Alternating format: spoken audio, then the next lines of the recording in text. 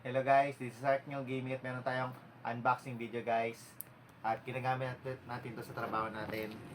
So, buksan na natin to guys.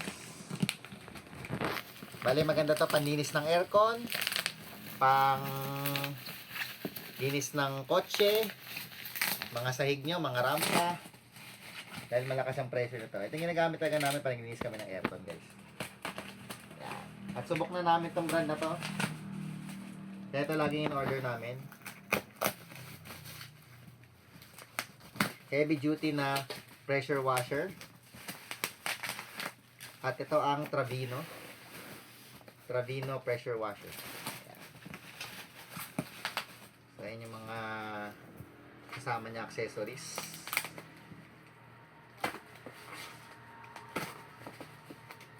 Ayan. Huwag niyo kalimutan lagi mag-unboxing ng ano para pag sakaling may problema, hindi kayo magka-problema. Pero maganda tong brand na to guys. Maganda yung ano. Dahil subok na namin to. Yun. Okay. Buksan na natin guys.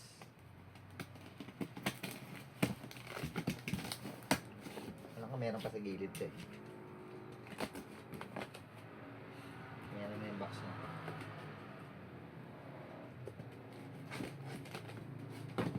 Okay. Yan guys, ito yung hose sa gun.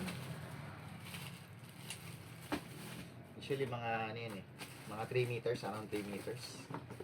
Ito pag gusto nyo may sabon yung ini-spray nya. Ito mismo yung pressure washer pero may yan. Ito yung gun guys, meron siyang iba-ibang haba ng ano, ng kung gusto niya mas mahaba, pwede niya ipagdugtong para mag-extend. Yan. Tapos, ito yung pressure washer. So, may kasama siyang adapter kasi yung saksakan nito ganito. Yan. Yun. Halikan natin. Tapos, meron din siyang handle para pag gusto niyong hilain, pwede niya ikabit yan dito. Para magiging ano siya, dihila. So yan, wala na ibang laman. Meron din siyang ano ito. Ito yung kinakabit niya sa hose guys. So, papakita ko sa inyo kung paano ito na-assemble. Well, hindi ko na siya itatap sa tubig guys ha. Pero yung ginagawa kasi namin ito kasi, yan, meron siya ditong plug. Ito. Yan, makeup. Yan, siguro din yung walang nakabra sa filter.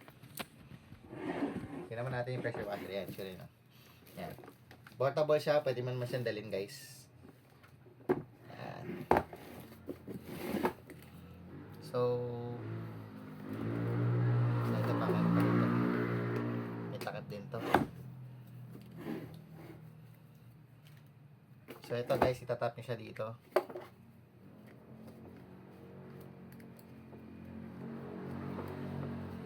Yan. Ito natatanggal ito guys.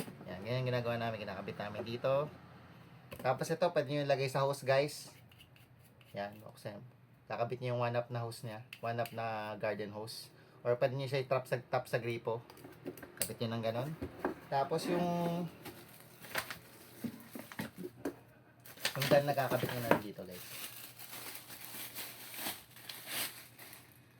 Yan. Dito yan. Tap nyo ng ganon. Tapos higpitan nyo. Yan. Tapos yung gun, itong gun, kakabit nyo dito. Yan. Gamit na lang kayo ng ano. Yan. Pwede naman yan. Gamitan nyo na lang ng wrench. Yan. Para maigpit. Tapos yung ano. Usually ito lang ginagamit namin para maiksi lang. Yan. Yan. Yan. Tapos ilalak mo yan. So, yan na. So, subukan natin guys. Tatakboy natin. Mahaba naman yung saksakan nito guys. Kaya maganda rin siya kahit ano. Kahit na hindi na kayo gumamit ng extension kung maglilinis lang naman kayo sa bahay. Yan, mahaba itong plug na ito. Mga around 3 meters din ito eh. Sige, subukan natin. Kakaksa ko na lang sa extension muna. Ay, malus nga lang ang ano dito. No?